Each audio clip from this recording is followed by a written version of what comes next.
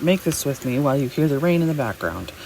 First, I'm just going to go in and put a bunch of different colors in with a random monoline brush. And then I'm going to Gaussian blur that in. Then what I'm going to do is I'm going to go to the glitch option here under the adjustments. I'm going to go to wave. Up there where it says glitch, I want to make sure that says 100% by dragging my pen to the right. And then I'm just going to mess with the amplitude and frequency until I like it. And then I'm going to duplicate that layer. I'm going to shut off the bottom layer and go to that top layer, go to the squiggle tool and go to rectangle and make sure your color fill is off and just draw a couple rectangles. And I went to the ellipse and did one of those two. And then I'm going to erase those.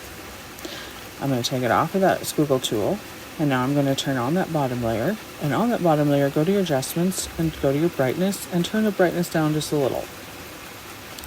Now you're going to duplicate the top layer twice and you're going to alpha lock them and color fill them one black and one white. And then with the black layer you're going to click on that arrow there and just click down and to the right until you see it start to show up, and then you Gaussian blur it. And then with the white you're going to tap up and to the left until you just barely see that white coming up there, so it looks like you've got a 3D box. And then I'm just going to take one of my stamps that I have made before. I'm just going to put this elk in there and erase just the legs so that it looks like he's coming out of that box. And then I'm just going to add one to both of the other ones like that. And then what I'm going to do is put a layer over the top of all of them and put that layer's blending mode to overlay.